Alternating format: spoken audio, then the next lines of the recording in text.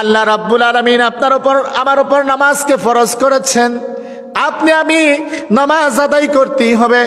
যতক্ষণ পর্যন্ত হুঁশ জ্ঞান থাকে ততক্ষণ পর্যন্ত আপনাকে আমাকে নামাজ আদায় করতে হবে। হুঁশ জ্ঞান যতক্ষণ পর্যন্ত আছে ততক্ষণ পর্যন্ত আপনাকে আমাকে নামাজ আদায় করতে হবে। আপনি অসুস্থ, দাঁড়িয়ে নামাজ পড়তে পারেন না, আপনি বসে বসে নামাজ পড়েন। আপনি বসে বসে নামাজ পড়তে পারেন না, অসুস্থ, শুয়ে শুয়ে নামাজ পড়েন।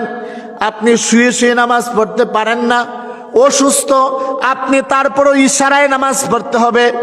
আপনি ইশারায় নামাজ পড়েন। যতক্ষণ পর্যন্ত আপনার হুঁশ জ্ঞান থাকবে ততক্ষণ পর্যন্ত আপনাকে নামাজ আদায় করতেই হবে। যতক্ষণ পর্যন্ত আপনার হুঁশ জ্ঞান আছে ততক্ষণ আপনাকে নামাজ আদায় করতেই হবে।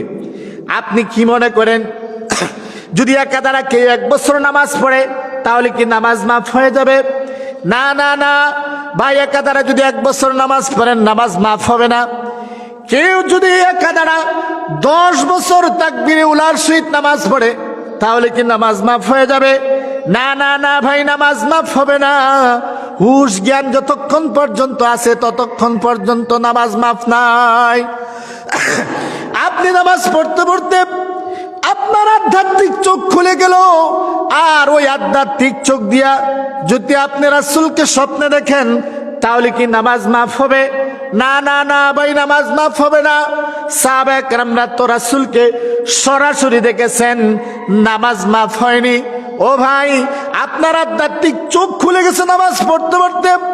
আধ্যাত্মিক চোখ দিয়ে যদি আপনি আল্লাহকে দেখেন তারপরেও আপনার নামাজ মাফ হবে না, নামাজ আপনাকে পড়তেই হবে।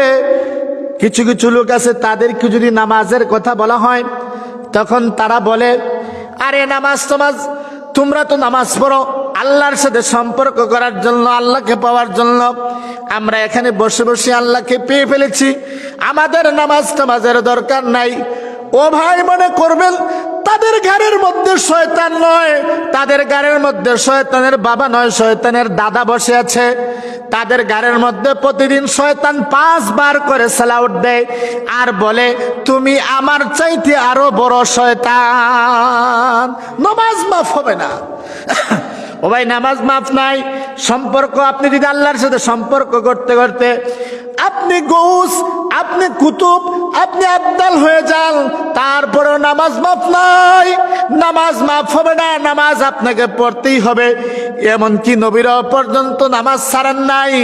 নবীদের উপর নামাজ, যেই নবী যারা ছিলেন তাদের উপর যত ওয়াক্ত নামাজ ফরজ হয়েছে তারাও হুঁশ জ্ঞান থাকা পর্যন্ত নামাজ ছাড়েন নাই, তারাও নামাজ পড়েছেন। আমার আর তোমার কি হাইসিয়ত? আল্লাহ যে আমার আর তোমাকে নামাজ মাফ করে দিবেন তার কোনো ডকুমেন্ট, তার কোনো প্রমাণ, তার কোনো দলিল আছে? এটা ফালতুবাজি আর শয়তানি ছাড়া কিছুই নাই। হোটেলের মধ্যে বসে বসে গফ করে আর বলে আল্লাহকে পেয়ে ফেলেছে, কত বড় ফালতুবাজি। প্যারে হাজিরিনের কারণে নামাজ কারো মাফ হবে না। হুঁশ জ্ঞান থাকা পর্যন্ত নামাজ আপনাকে আমাকে আদায় করতেই হবে।